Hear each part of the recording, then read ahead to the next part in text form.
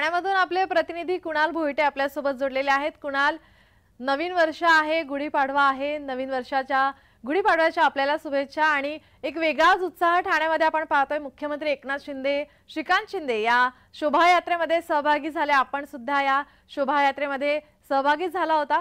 कशा प्रकारचा उत्साह आणि आनंद आपण पाहताय?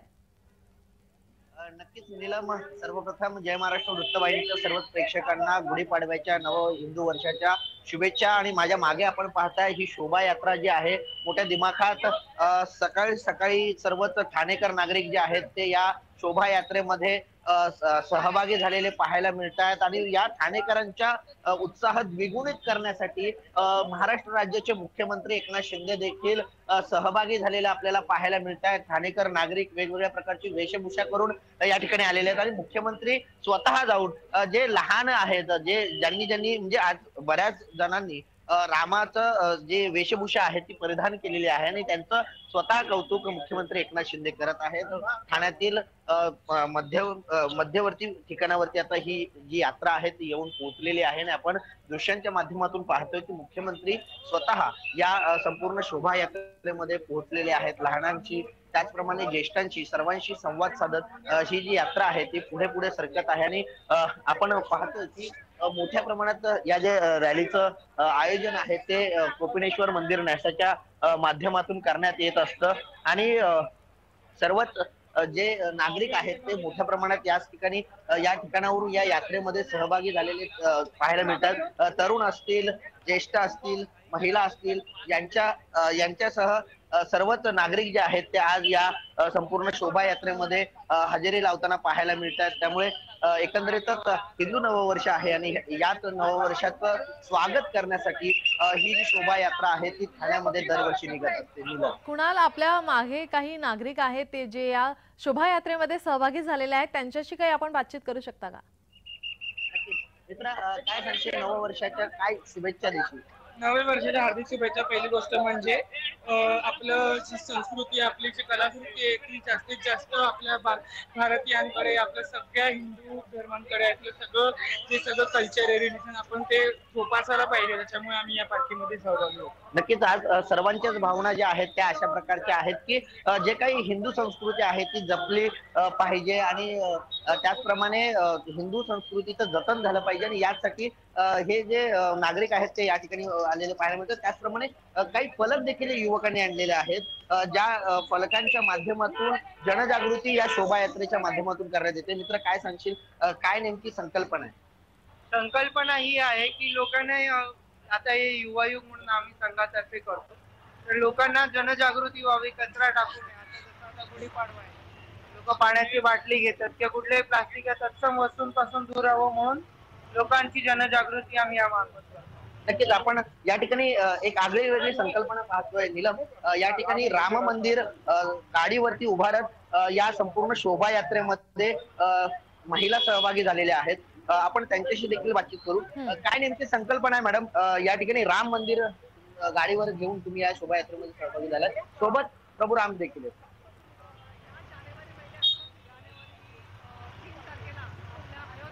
कुणाल, त्यांचा आवाज आपल्यापर्यंत पोहोचत नाही। कुणाल, संदेश घेऊन आम्ही जनजागृती करत आहोत। जय श्रीराम। नक्कीच नीलम, एकंदरीतच सर्वच जे नागरिक आहेत, महिला आहेत, खास करून महिला नारी शक्ती जी आहे ती मोठ्या प्रमाणात या यात्रेमध्ये सहभागी झालेली पाहायला मिळते। आणि अशा प्रकारची वेशभूषा करत प्रभू रामाचं जे काही म्हणजे राममय वातावरण जे आहे ते ठाण्यामध्ये पाहायला मिळते। कारण ठिकठिकाणी प्रभू रामाच्या वेशामध्ये लहान मुलं आहेत, त्याचप्रमाणे स्त्रियांनी देखील म्हणजे आपापल्या गाडीवरती राम मंदिराची प्रतिकृती साकारलेली पाहायला मिळते। त्यामुळे कुणाल, याचा उल्लेख सुद्धा मुख्यमंत्र्यांनी केलेला आहे की एकंदरीतच सर्वत्रच राममय आणि भगवमय वातावरण या ठिकाणी निर्माण झालंय। नक्कीच मुख्यमंत्र्यांशी ज्यावेळेस बातचीत केली त्यावेळेस देखील मुख्यमंत्र्यांच्या देखील म्हणजे मुख्यमंत्र्यांचा देखील उत्साह द्विगुणित झालेला होता. कारण ज्यावेळेस मुख्यमंत्री स्वतः या रस्त्यावरून चालत असतात त्यावेळेस अनेक नागरिक त्यांना भेटत असतात. ज्येष्ठ नागरिक असतील, त्याचप्रमाणे तरुण मंडळी असतील, हे सर्वच जण त्यांना भेटत असतात. आणि आपण ही भली मोठी शोभायात्रा पाहू शकतोय. या शोभायात्रेच्या माध्यमातून वेगवेगळे संदेश असतील, त्याचप्रमाणे नारी शक्तीचा नारा देत नारी शक्ती देखील मोठ्या प्रमाणात याच शोभायात्रेमध्ये पाहायला मिळतात. त्यामुळे एकंदरीतच आता काही वेळानंतर ही जी संपूर्ण यात्रा आहे ती मार्केट परिसरामध्ये पोहोचेल. मंदिर न्यासाच्या वतीने हे 25वे वर्ष आहे आणि सलग 25 वर्ष ही जी शोभायात्रा आहे, नवीन वर्षाचं स्वागत आहे, ते मोठ्या उत्साहात दिमाखात साजरं करताना ठाणेकर नागरिक सरसावलेले पाहायला मिळत आहेत. नीलम. कुणाल, एकंदरीतच आपण खरंच उत्साहाचं वातावरण या ठिकाणी पाहतोय. पोलिसांचा या ठिकाणी कशा प्रकारे बंदोबस्त करण्यात आले, कारण या शोभायात्रेमध्ये आपण पाहतोय मोठ्या संख्येने नागरिक सहभागी झालेले आहेत. वाहतुकीमध्ये काही बदल करण्यात आलेत का?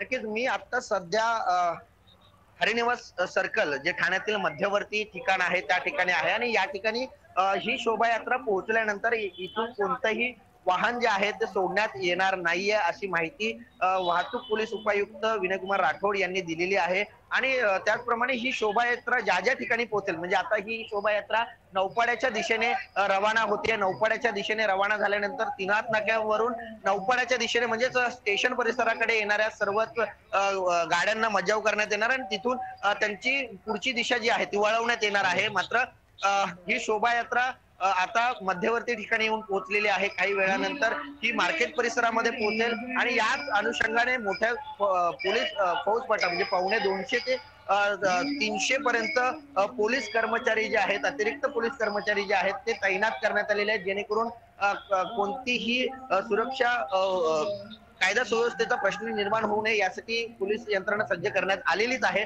मात्र त्याच सोबत उन्हाचा कडाका देखील तितकाच मोठा आहे आणि कोणत्याही नागरिकांना उष्माघाताचा त्रास होऊ नये यासाठी अँब्युलन्स सेवा देखील ठाणे जिल्हा सामान्य रुग्णालयामार्फत देण्यात आलेली आहे. त्यामुळे एकंदरीतच सर्व जे नागरिक आहेत ते आपल्याला संपूर्ण ठाणेकर नागरिक या रस्त्यावर उतरलेले आणि या शोभायात्रेमध्ये सहभागी झालेले पाहायला मिळत आहेत. नीलम. कुणाल, ज्यांनी ही शोभायात्रा काढलेली आहे, ज्यांनी याचं आयोजन केलेलं आहे, त्यांच्याकडून जे सहभागी झालेले आहेत त्यांच्यासाठी काही सेवा देण्यात येते का? त्यांच्यासाठी काही खाण्यासाठी किंवा पिण्यासाठी काही आयोजन करण्यात आलंय का?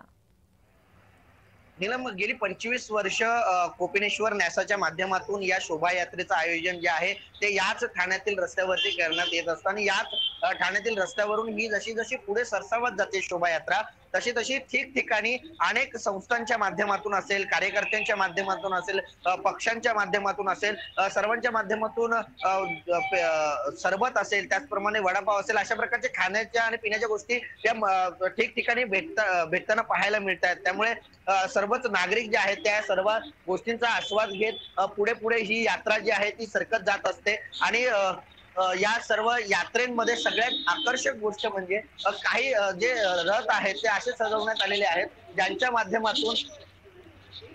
माध्यमातून सर्व जे समाज प्रबोधन जे करणारे फलक आहेत ते देखील मोठ्या प्रमाणात असलेले पाहायला मिळतात. ज्येष्ठ नागरिक, महिला सर्वच जण या संपूर्ण यात्रेमध्ये सहभागी झालेले देखील पाहायला मिळत आहेत. कुणाल, नक्कीच कुणाल, याचा आढावा आपण घेतच राहणार आहोत. तुर्तास धन्यवाद तुम्ही दिलेल्या माहितीसाठी. ठाण्यामधील उत्साह आपण पाहत होतो. आपले प्रतिनिधी कुणाल भोईटे आपल्यासोबत जोडलेले होते. आपल्या प्रतिनिधींनी या संपूर्ण परिस्थितीचा आढावा आपल्याला सांगितलेला आहे, दाखवलेला आहे. एक वेगळाच उत्साह शोभायात्रेमध्ये आपण पाहतोय. लहान मुलांनी वेशभूषा या ठिकाणी वेगवेगळ्या केलेल्या आपण पाहतोय.